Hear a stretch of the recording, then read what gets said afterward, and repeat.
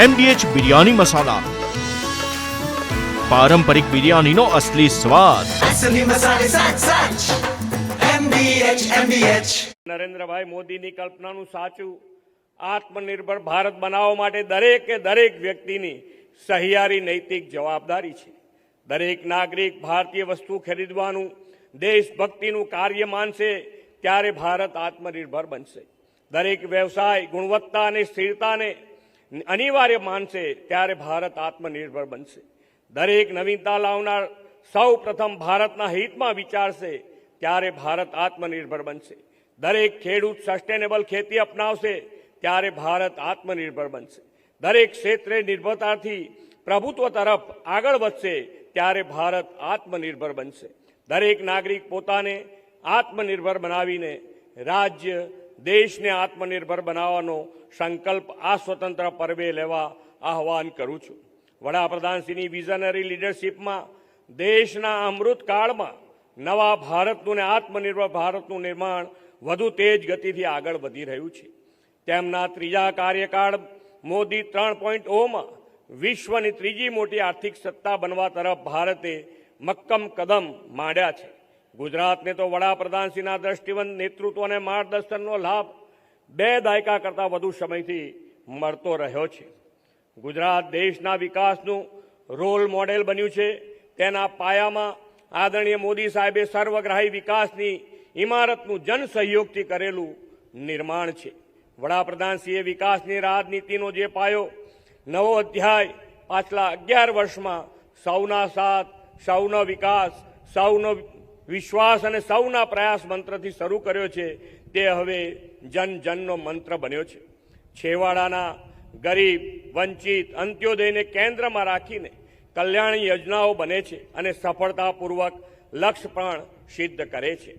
વડાપ્રધાનશ્રીના નેતૃત્વમાં ગુજરાતમાં આવાસ, આરોગ્ય, આહાર અને અભ્યાસ તથા આર્થિક ઉન્નતિથી તકોનો લાભ સૌને સરળતાથી મળે તે રાજ્ય સરકારે ટીમવર્કથી સુનિશ્ચિત કર્યું છે. સૌને પાકા આવાસ પૂરા પાડવા વડાપ્રધાનશ્રીની પ્રેરણાથી શરૂ થયેલી પ્રધાનમંત્રી આવાસ યોજનામાં આપણે શહેરી અને ગ્રામીણ બે મળીને અત્યાર સુધીના 11 લાખ પાકા આવાસો લાભાર્થીઓને પૂરા પાડ્યા છે. પાકા સુવિધાયુક્ત આવાસ સાથેના લોકોના આરોગ્યની સાર સંભાળ અને આરોગ્યની સુખાકારીની નેમ પણ આપણે પાર પાડી રહ્યા છીએ. રાજ્યના ગ્રામીણ અને છેવાડાના વિસ્તાર સુધી 10,000થી વધુ આયુષ્યમાન આરોગ્ય મંદિરનું નેટવર્ક વિસ્તર્યું છે. પ્રધાનમંત્રી જન આરોગ્ય યોજનામાં 2,90,00,000 લોકોને આયુષ્યમાન કાર્ડ આપ્યા છે. ટીબી મુક્ત ગુજરાત અને મેદેસ્વાતીમાંથી મુક્તિ માટે પણ સરકાર જન સહયોગથી સઘન ઝુંબેશ ચલાવી રહી છે. ગરીબો, વંચિતો, જરૂરિયાતમંદ પરિવારના આહારની પણ દરકાર આપણી સરકારે લીધી છે. 76 લાખ અંત્યોદય પરિવારના 3,26,00,000 લોકોને પ્રધાનમંત્રી ગરીબ કલ્યાણ અન્ન યોજનાનો લાભ અપાય છે. વડાપ્રધાનશ્રીએ વિકસિત ભારતના નિર્માણનો જે સંકલ્પ કર્યો છે તેના મુખ્ય આધાર જ્ઞાન એટલે કે ગરીબ, યુવા, અન્નદાતા, કિસાન અને નારી શક્તિને ગણાવ્યા છે. ગુજરાતે પણ આ 4 પિલ્લરના સશક્તિકરણ માટે અનેક આયામો ઉપાડ્યા છે. ગરીબ અને જરૂરિયાતમંદ લોકો માટે બનતી યોજનાઓના લાભ 100% તેમને મળે તે માટે સેચ્યુરેશન એપ્રોચ અને જન સુરક્ષા સંતૃપ્તિ અભિયાન શરૂ કર્યા છે. આપણે આ વર્ષે આદિવાસીઓના ભગવાન બિરસા મુંડાની 150મી જન્મજયંતિ વડાપ્રધાનશ્રીની પ્રેરણાથી ઉજવી રહ્યા છે. આદિજાતિઓના સર્વગ્રાહી સામાજિક, આર્થિક અને શૈક્ષણિક ઉત્કર્ષ માટેની વન બંધુ કલ્યાણ યોજના 2માં આ વર્ષના બજેટમાં રાજ્યના ઇતિહાસમાં અભૂતપૂર્વ એવી રૂપિયા 30,121 કરોડની રકમ ફાળવી છે. છેલ્લા 10 વર્ષમાં આદિજાતિના બાળકોના ઉચ્ચ શિક્ષણ સહિતના અભ્યાસ માટે 4300 કરોડ રૂપિયાથી વધુ શિષ્યવૃત્તિની સહાય આ ડબલ એન્જિન સરકારે આપી છે. પ્રધાનમંત્રી જનજાતિ આદિવાસી મહાઅભિયાન PM જનમનમાં સમગ્ર દેશમાં ગુજરાત પ્રથમ ક્રમે છે. યુવા શક્તિના કૌશલ્યથી સ્ટાર્ટઅપ ઇકોસિસ્ટમને વધુ મજબૂત બનાવવા સ્ટુડન્ટ સ્ટાર્ટઅપ અને ઇનોવેશન પોલિસી પણ અમલી બનાવી છે. રાજ્યમાં હાઈ વેલ્યુ જોબ અને સ્કિલ ડેવલપમેન્ટ તેમજ ઇનોવેશન અને ડિજિટલ ટ્રાન્સફોર્મેશનને પ્રોત્સાહન આપવા 5 વર્ષ માટે Gujarat global capacity centre policy બનાવી છે. હવે આપણા યુવાનો જોબ સિકરનીમાંથી જોબ ગીવર બની રહ્યા છે. યુવાનોના રોજગારીની સાથે બાળકોના અભ્યાસ અને પોષણની ચિંતા પણ સરકારે કરી છે. વડાપ્રધાનશ્રીએ આપેલા પઢાઈ બી પોષણ બીના સૂત્રને સાકાર કરીને બાળકોને પૂરક પોષણ આહારની પહેલ ગુજરાતે કરી છે. દરરોજ 35 લાખથી વધુ બાળકોને આ યોજનાનો લાભ મળી રહ્યો છે.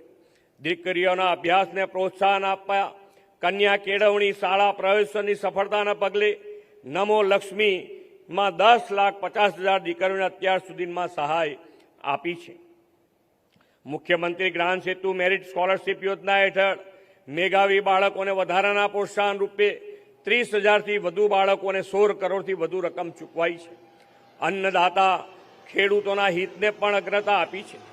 ટેકાના ભાવે ખરીદી, કિસાન સન્માન નિધિ, દિવસે વીજળી અને સિંચાઈ માટે પૂરતું પાણી એમ બીજથી બજાર સુધી હરેક કદમ પર સરકાર અન્નદાતાની પડખે છે. પોરબંદર સહિત દરિયાકાંઠાના વિસ્તારોમાં માછીમાર ફક્ત બોટ ધારકોને ડીઝલ વેટ રાહતની રકમ ઝડપી, પારદર્શી અને પેપરલેસ માધ્યમથી મળે તે માટે ડીબીટીનો લાભ આપીએ છીએ.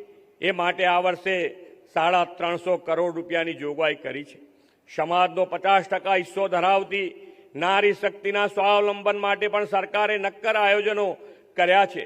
રોજગારીના સર્જનમાં નારી શક્તિની ભાગીદારી 42% છે, તે 2047 સુધીમાં 75% સુધી લઈ જવાનો રાજ્ય સરકારનો નિર્ધાર છે. 5 લાખ બહેનો લખપતિ દીદી બનીને ઘર પરિવારને આર્થિક આધાર પૂરો પાડે છે. એટલું જ નહીં, મહિલા દૂધ મંડળીઓમાં 21%ના વધારા સાથે તેની આવક 9,000 કરોડને પાર કરી ગઈ છે. ગુજરાતે દરેક ક્ષેત્રમાં ઉત્કૃષ્ટ પ્રગતિ અને વિકાસ સાધ્યો છે. ગરવી Gujarat high speed corridor project હેઠળ 12 નવા હાઈ સ્પીડ કોરિડોર તેમજ 2 નવા એક્સપ્રેસ વે વિકસાવવામાં આવશે. બનાસકાંઠા અને સૌરાષ્ટ્રના દરિયાકાંઠે સાથે જોડતા ડીસાથી પીપાવા રસ્તાને નમો શક્તિ એક્સપ્રેસ વે તરીકે વિકસાવવાનું આયોજન છે. અમદાવાદથી રાજકોટ અને તેના એક્સટેન્શન દ્વારકા, સોમનાથ તથા પોરબંદર જેવા ધાર્મિક પ્રવાસન સ્થળો અને બંદરોને જોડતા સોમનાથ દ્વારકા એક્સપ્રેસ વેને પણ આવનારા દિવસોમાં વિકસાવવાના છે.